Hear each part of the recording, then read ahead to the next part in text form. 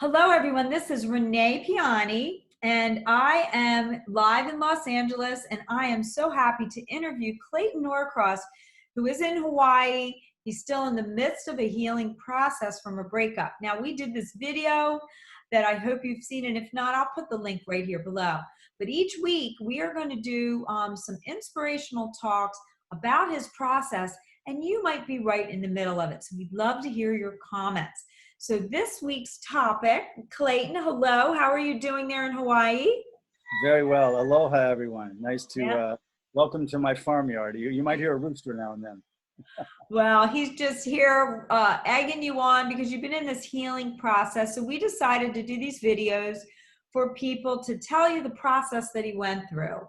So why don't you tell us just a brief history of the relationship that you're healing over, and then we're going to get into our topic about where a person is at, where, the love phase that they're in at that time, and how sometimes that affects the relationship. So why don't you tell me your situation? Sure. Well, thank you, Renee. It's a pleasure to be on with you. You have a wonderful message to give to a world, I think, that really needs it. Yeah. Case in point for me, I travel a lot with my work as an international actor. I work a lot in Italy as well as in Los Angeles. And that means I meet a lot of foreign women and women in Los Angeles that I may be traveling from. And so I'm always a bit on the go and wondering how to have a successful relationship when I'm moving so much.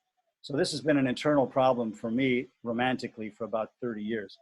This last episode, I met a gal that by chance I texted her and realized that I had missed a text from her just a couple months earlier.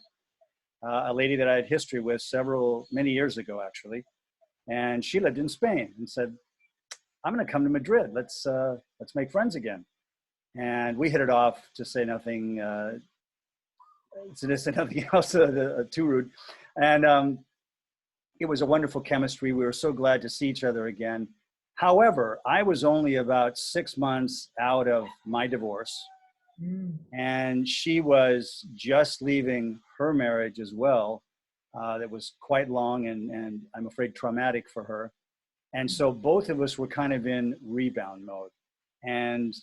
But the youth and enjoying each other and having fun, traveling around, sort of in resort mode, shall we say, was very infectious. Well, most people that I coach are like yourself. I know that I met someone and married someone that was in the middle of all of that. And when people are in love phases, there's all different love phases. Most people are either in the midst of a breakup or divorce. They're out looking for love and disappointed, or they might be in a situation where they're with someone that isn't the right person for them, but they don't know how to escape. So when people contact me, I help them to do a look at themselves. And that is what you did when you picked up my book, Get Real About Love. Now, in the first chapter, the first chapters, we talk about the love, where you are in your love situation, whether you're in one of those scenes. So both of you were still healing from a relationship. Yes. So how, in the long run, what was the cause of the breakup and the cause of your pain, so that people can relate to it, and then we can give them some tips so that they don't feel so bad and so damaged and so sad. Because what happens is once they get sad, they have this doubt and they have this fear and they have this anxiety that it could be them. It's something inside of them, and then it triggers all of these old patterns. So why don't you speak about that? I think you said a key word. There's a trigger in many of us that gets tripped, and it can awfulize or magnify what might ordinarily be a learning experience. Mm-hmm. And for me, I was still licking my wounds coming out of this marriage. I was very disappointed by it. And this was actually part of what created an attraction between us, because I was very vulnerable. I was sharing my feelings with, he was an old friend. And then suddenly I looked at her sideways and I realized how beautiful she was. And now how we had had a brief romance many, many years before, she kind of looked at me sideways, and it was like, it was very beautiful. I'm not judging it in any way, but we didn't really take the time to investigate what are you looking for? what am I looking for? Does this person fulfill that desire? Am I ready to get back into a relationship when I'm only 6 months out of my marriage? She's just stepping out of hers, and it's really, really fresh. So here are two people on the rebound, really hungry to be loved and to feel validated and important and to feel good again. And we just seize that moment. I think this is a fairly common experience in I human hear it every single day from people I'll around bet. the world. Now, right now during the coronavirus, and before we wrap this up, because we're only going to do short little videos for you each week, but people that are in certain situations when your heart isn't fully open, sometimes you'll keep recreating the same thing over and over and over because of the loneliness. So you'll have one part of you that wants the love and the other part of you that's sort of unsure. Now, you had said something to me during the time we were working, during the time that you were going through this healing, that she had mentioned to you, I don't know whether I'm really ready for a long-term Right. relationship. So Yeah. this is the key, folks. Most people are communicating to you during that fun, romantic phase. You're getting involved, you're possibly sleeping together quickly, and then all of a sudden you'll feel an energetic pullback. And I think we know that that's what happened in this situation Right. because she really wasn't ready. But did she tell you? Did she tell you In honestly? fairness to my partner, who shall remain nameless, I want to respect her privacy. She did warn me fairly early on, I think in the first month or two. And keep in mind, we're not seeing each other every day. She's in Spain, I'm in Italy, and we see each other when we can. But she said, listen, I'm not really ready to have a serious relationship. So take it easy, cowboy, you know? And I think she could feel that I was feeling really excited about someone new in my life that could, put a finger in the dike of my marriage failing. And I was very disappointed about that. So I had a quality woman who said, look, take it easy, because this is about as far as I can go. Did I want to hear it? Not really. I figured, well, I'm a tough guy. I can outlast her healing crisis. Besides, I got all this love to give. I'll make her feel better, right? We Now, rationalize. Now, this is the key to this lesson, and we're going to have to wind it up. If you are in a relationship with somebody that pulls back or says, right now I'm not really ready, it's best for you to say, I really care about you. I'm starting to bond, Right. especially if you are having sex. I think that we might need to back up a little bit and take some space, because if you don't, you're always going to end up in the drudges of a ditch, and that's when people call me. People are in a rush. People are neat. They have a part of them that wants that love so quickly that they jump into things, even when they hear the words.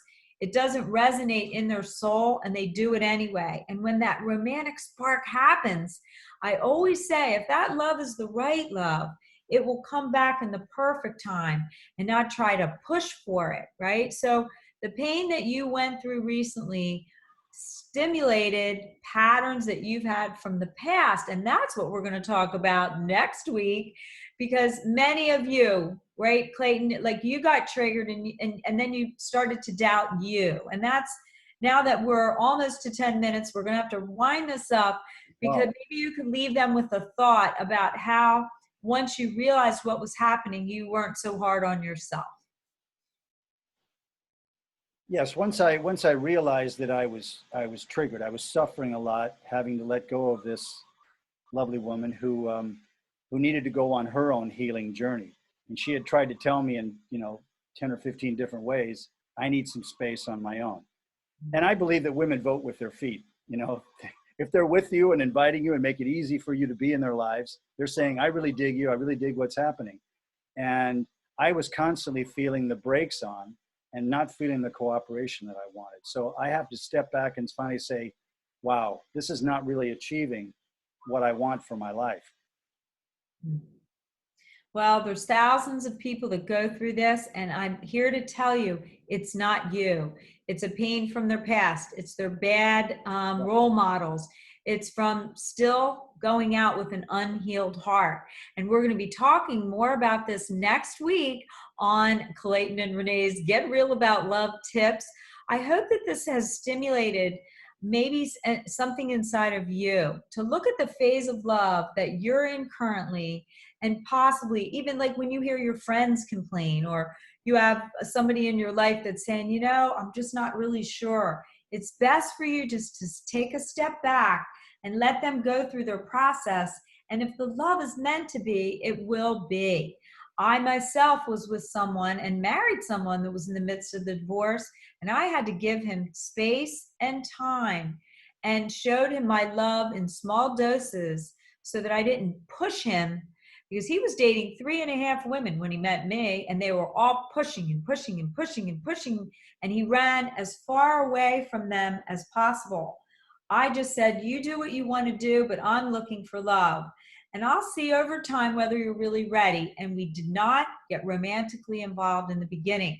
So I'm advising everyone, slow down the process, find out the person's love phase, just like Clayton did, so that this next time, Clayton, you're going to slow it down, wouldn't you say? Well, you got to find out the love phase, and then you got to be willing to listen and obey your intuition when you hear it. Yeah. Two key components. Well, thank you for sharing this story. I mean, it's very raw and real for a person to admit these things. We all have that little girl and little boy inside of us that wants that love right now. And I find that busy, successful people, I did it myself. And if you want to read more about it, you can get my book online and then follow us through this process, because it's really important for you to know the love phases, and also how a person was wired, where they learned about love. So next week, we're going to be talking about the role models of love, and Clayton is going to expose some of those that occurred in his life, and I'll be sharing mine. I had some pretty crazy cheating role models in my life, and I know Clayton wasn't exactly, I don't know, maybe you could wrap it up for us here, Clayton, with one more thought on your end before we sign off. Well, my intention here is to be as transparent as is possible, and to let everybody know that we all go through these love loops, as you call them, where we see the same patterns. We're creating the same kind of situation, or attracting the same kind of person. And I think that there is much investigation that you have helped me very much to do, to see, where did I learn about love? Why do I choose this kind of person and not this kind of person? And am I really paying attention to what my little guy inside needs to feel safe and secure? And that's a really valid thing to talk about, I think. Well, there's so much more to say. We hope you enjoyed this session. Little love tips from Renee and Clayton. And I'm really excited to hear your feedback. We would love to hear it. All of the information to give us both feedback is right here below. And we will be back next week with more inspiration from the book, Get Real About Love. So you can find it on Amazon. It comes in Audible, Kindle, so you can get it right away. And I will be putting it in Italian very soon, so that people in Italy, I'm Italian, and hey, Italians, they have this lineage of cheating and, infidelity. And I know I've heard from many, many women in Italy that they're fed up. But I got to tell you, once you learn these tools that we're talking about, you can explode your heart and open to love from a really solid foundation. And that's our intention. So we'll see you next week. Thank you, Clayton, for being so open, because the whole world is watching celebrities date, celebrities divorce, and watching their path of getting married again and again and going through heartbreaks. But this is real life. This is And you only your get pieces life. of the puzzle through the celebrity press, shall we say. You Yeah. don't really get a full picture. And I'd like to talk about giving a little fuller picture to our followers here, and share, how do we fix it? Well, we're going to give you more tips every week. Stay tuned. Please send us your feedback, questions, and things that you want to hear about, and we will see you next week. God bless you, Clayton in Hawaii. Say goodbye to everybody. Aloha. Bye-bye. We're all going to be getting really real about love every week. Thanks for tuning in. Bye-bye. That was good. That I, was I like, had one little stumble in there, and I felt like a couple of times I went on a little longer maybe than you wanted me to. Is that right? well, we went for 14 minutes. I had a feeling. It's about twice as long as it needs to be. I don't Yeah. want to get into the whole editing thing. I think we should probably redo it and just try to see where we can compress it. Where did you feel we went It's just awry? too long. Like you could say, I had known a woman in my 40s or whatever, ran and she tweeted me, and then or whatever it was, the story, and then I ran into her again. She warned me right up front that she wasn't ready, but I don't know. I couldn't help myself. I had just gotten out of a divorce. I rushed into love.